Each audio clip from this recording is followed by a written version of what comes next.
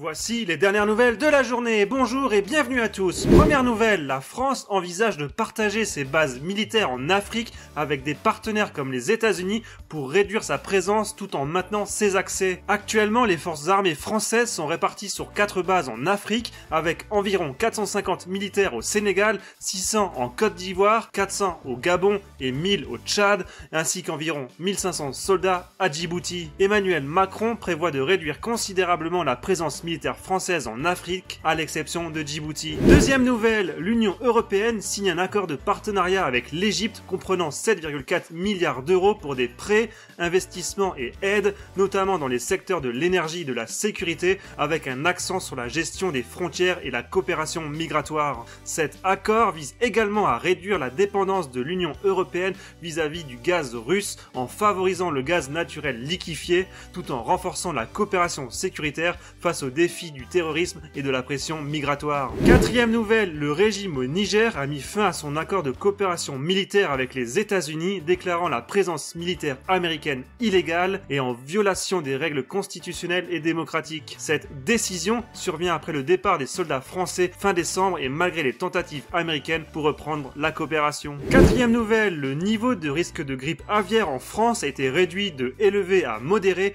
en raison d'une amélioration de la situation sanitaire avec seulement 10 foyers détectés en élevage cette année comparé à 315 de l'année précédente. Cette amélioration est attribuée à la moindre circulation du virus en Europe et à une campagne de vaccination réussie. Et enfin, dernière nouvelle, une nouvelle éruption volcanique a frappé l'Islande, marquant la 4e depuis décembre, avec des autorités déclarant l'état d'urgence après l'éruption, évacuant la ville portuaire de Grindavik et le célèbre site touristique du Lagon Bleu. L'éruption est considérée comme la plus importante jusqu'à présent, tandis que les médias locaux rapportent des évacuations et une activité volcanique soutenue dans la région.